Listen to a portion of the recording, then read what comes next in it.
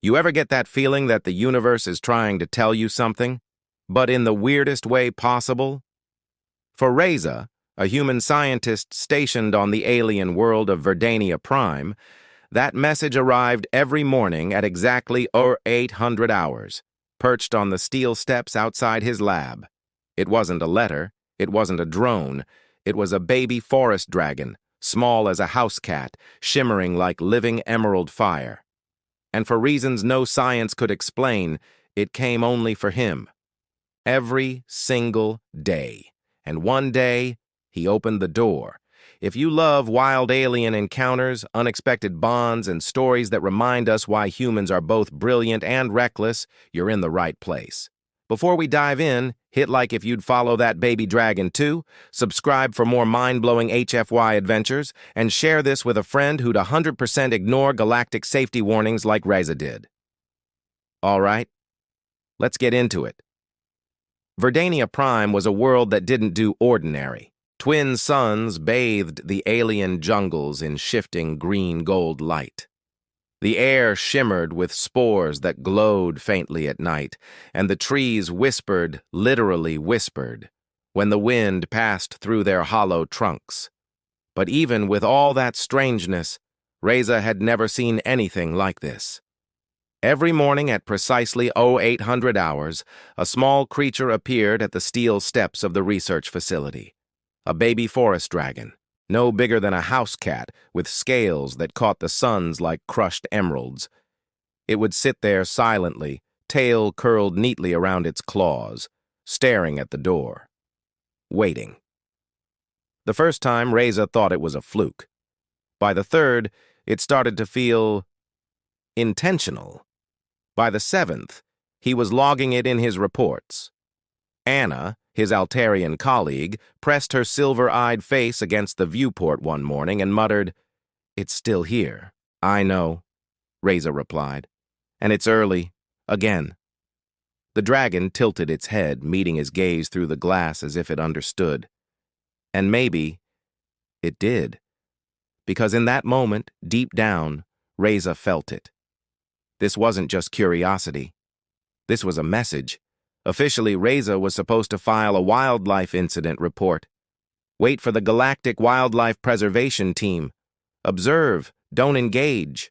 That's what the handbook said. But standing at the reinforced airlock, watching that little dragon stare back at him with those glowing amber eyes, Reza felt the handbook slipping further from his mind. "According to the database," Anna reminded him, arms crossed, "juvenile draylings are territorial and flee from sentience. This behavior is aberrant. It should be reported." "I know," he said, but his voice didn't sound convinced, not even to himself. He hovered by the door panel, thumb grazing the release switch. What was it waiting for? Why him? On day 12, something shifted.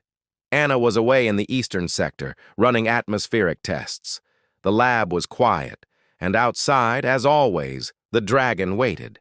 Reza stared at the creature through the glass one last time, then exhaled slowly.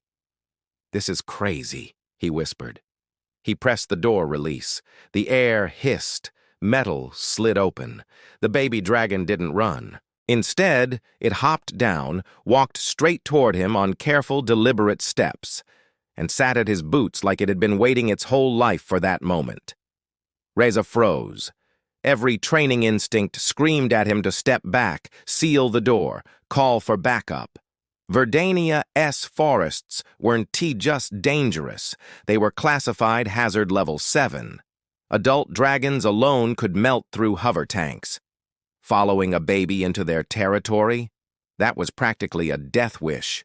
But the little dragon chirped, a soft musical sound like wind chimes tangled with birdsong, and tugged at his pant leg with one tiny claw. Then it turned and glanced toward the tree line. "You want me to follow you?" he murmured. It chirped again, more urgently this time. Against every protocol, Reza followed. The forest swallowed him in moments. Thick vines parted like curtains at the creature's approach, and the glowing spores painted the undergrowth in shifting colors. He noticed eyes, lots of eyes, watching from the shadows. Things with too many legs, shapes that didn't belong in human nightmares. Yet none of them moved toward him. It was as if the dragon's presence wrapped him in an invisible shield. 20 minutes in, they entered a clearing. Reza stopped dead. Because what lay ahead wasn't just strange, it was impossible. 7 enormous forest dragons were dying, Reza's breath caught in his throat. HfySci-Fi, adult dragons, each the size of a small spacecraft, lay scattered around a massive crystalline structure embedded in the clearing S-Heart. Their once brilliant scales had dulled to ashen gray, their breathing slow and labored. It was like watching living mountains crumble. He scanned the crystal. The readings spiked instantly. Zephyrian mining probe, a dangerous machine designed to extract rare minerals by emitting toxic resonance frequencies. On Verdania, that was a death sentence. The baby dragon ran between him and the dying giants, chirping frantically, its little claws scratched at the ground near the crystal as if pleading. "You brought me here. Because they're your family," Reza whispered. "And you need help." One of the colossal dragons opened an eye, deep, intelligent, and full of pain. Reza felt that gaze like a weight.